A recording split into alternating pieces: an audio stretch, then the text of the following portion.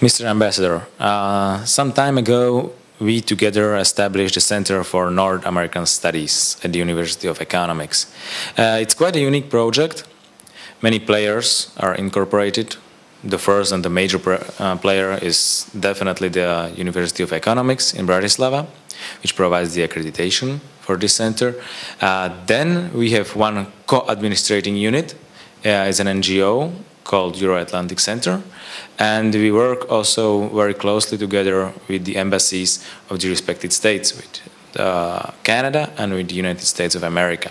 Could you tell me a little bit more about the Center of North American Studies itself?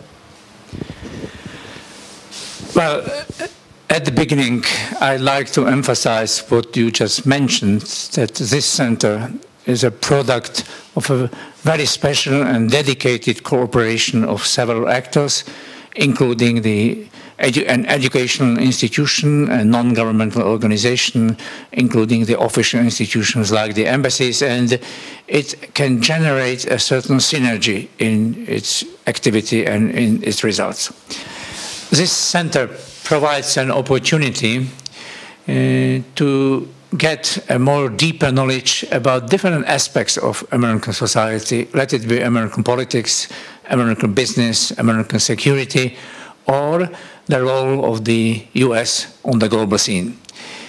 Not only that, we have also some offers which are dedicated to some more nuanced aspects of American society, especially in the area of economics and business. For instance, the issues of negotiating between the different partners, let there be American and other partners or partners inside the business environment.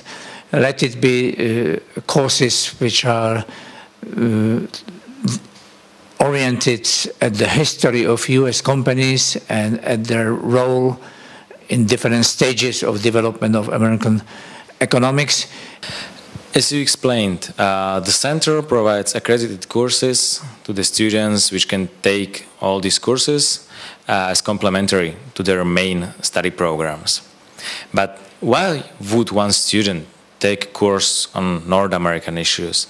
Why is North America still relevant for us? Why is still the American business?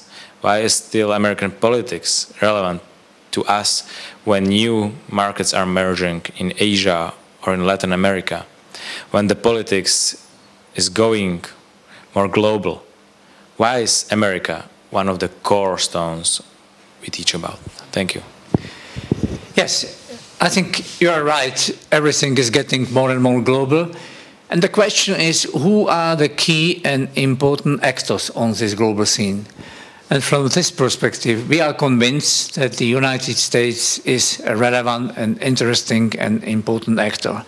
And it is because of different features of American society and different legacies in American history. From all countries in the world, it is precisely the United States which has the most experiences with three important factors. It is experience with democracy, experience with free enterprise, and experience with creative individuals. This combination played a huge and important role in America's progress, and during our courses our students can get more about it. Then America is a country which is, besides its I would say visionary aspects, it is also the country of pragmatism. So Americans are known for solving the problems. And it is because they have very many problems, but at the same time, during those more than 200 years, they have learned how to cope with those problems. Let me mention just one example. There has been and there still is racism in America, but at the same time, what we see now that America has an Afro-American president. It doesn't mean that racism has disappeared, but it is an evidence about it that the society has achieved certain progress in it. Then America, since the end of the First World War, also after the Second World War, and also after the end of the Cold War, America is still one of the key global actors, economic, political, security actors, an actor of innovation. And from this point of view, it is good to know what what a country like America, how do they think? What are their policies in those different areas, and what are the ideas about somehow promoting their interests and at the same time cooperating with the others. We at the Center for North American Studies, we always try to get US or Canadian speakers, academicians, to speak to our students, whether it is the video conference tool or maybe some of them are coming in person and teaching our courses. I think it's very beneficial for our students, for us even, to get the real perspective, to have the opportunity to listen to natives, how do they perceive their countries. But we are also interested in cooperation with universities and institutions. We see a lot of potential in this cooperation, a lot of potential in creating joint projects. The American educational environment is really ahead of us, which can provide a lot of inspiration maybe for our universities. But why should this work also vice versa? Why should their universities be interested in our region, in cooperation with Slovakia, for example, with our universities? Do we have something special, any value added that we could also take into this cooperation, this partnership? Thank you. I think it is not only that America and Americans are an interesting landscape and mentality for us. The same is functioning also if we look at this region of Central Europe and if we look at a country like Slovakia. For Americans, for American politicians, for American business people, from American students, this region is extraordinarily interesting because during the last 20 years we came through an incredible transformative process. We have been transforming our politics, our societies, our economics, even to a certain extent our mentalities. And in this process, we have achieved several indisputable and highly evaluated successes. And at the same time, there have been also some failures.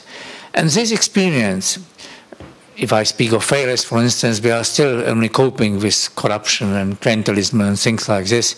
We are still struggling for getting a more efficient judiciary.